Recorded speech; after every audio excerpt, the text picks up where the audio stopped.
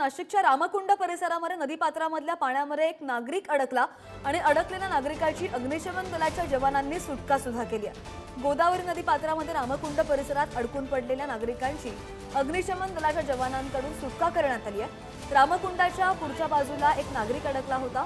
गंगापूर धरणामधून गोदावरी नदीपात्रामध्ये पाण्याचा विसर्ग सुरू असल्यामुळे पाण्याचा अंदाज न आल्यानं हा नागरिक पाण्यामध्ये अडकल्याची माहिती। हो सर, अधिकची माहिती घेऊयात, आमचे प्रतिनिधी किरण टाजणे आपल्या सोबत आहेत। किरण, सुदैवानं कोणतीही जीवितहानी नाही, नागरिकाची सुटका करण्यात आली आहे। अगदी खरं आहे, कुठली जीवितहानी झालेली नाहीये। मात्र या सगळ्या दरम्यान जर बघितलं तर गंगापूर धरणातून पाण्याचा विसर्ग करण्यात आलेला आहे। 10,000 क्युसेक वेगाने पाण्याचा विसर्ग असल्यामुळे गोदावरी नदीच्या पाणी पात्रामध्ये वाढ झालेली होती आणि अशा सगळ्या परिस्थितीमध्ये या रामकुंड परिसरामध्ये अनेक नागरिक असतात, ते त्या ठिकाणीच वास्तव्य करत असतात।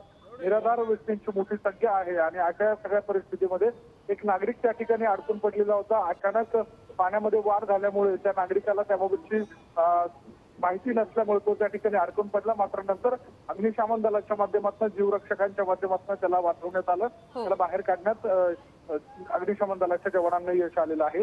त्या सगळ्या दरम्यान कुठलीही जीवितहानी घडली नसली तरी येत्या काळामध्ये नागरिकांनी सुरक्षित स्थळी राहावं अशा स्वरूपाच्या सूचना प्रशासनाच्या माध्यमातून देण्यात आलेल्या आहेत। अगदी पाण्याचा प्रवाह वाढता आहे आणि पावसाच्या पार्श्वभूमीवर नागरिकांना सुद्धा सतर्क राहण्याचं आवाहन। किरण, धन्यवाद दिलेल्या माहितीसाठी।